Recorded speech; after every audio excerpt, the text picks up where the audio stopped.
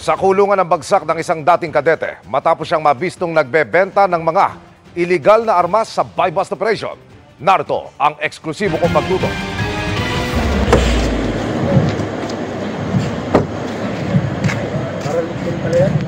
Nakipagtagpo sa isang gasolinahan sa Bulacan ng suspect sa kanyang katransaksyon na lingid sa kanyang kaalamay, puro pulis pala.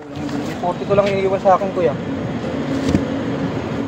Mula sa van kung saan nakasakay ang suspect, inilipat niya sa trunk ng kotse ang mga baril na nakabalot sa insulation foam.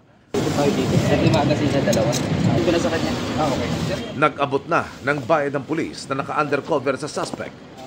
Hudyat na kailangan na itong dakpin. Pulis kami, ha? Mga pulis. Daba ka muna. Tutukan niyo isa! Daba yung isa! Yun! Daba! Yun! Lapitan niyo yan! Daba na, sir, para wala nang problema. Daba na. Oo! Kasama yan! Baka may tao sa loob, ha? Pulis to.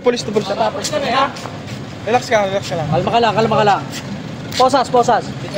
Arestado ang suspect na nagpakilalang dating kadete ng isang military academy na sinipa makaraang magpaputok ng baril sa loob ng training facility. Sa pamamagitan sa social media, nakipag-usap po ang ating postal buyer. Unang alok niya, may papel daw yun, itatransfer lang.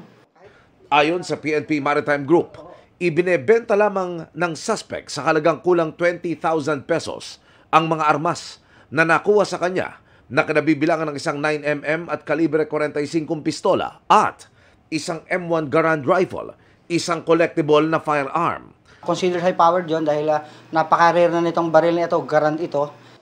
Ang piyansa para sa kasong iligal na pagbebenta ng armas depende sa piskalya pero sa tansya ng pulisya, aabot ng kulang ₱250,000. Sa korte na lang po ako magsasalita.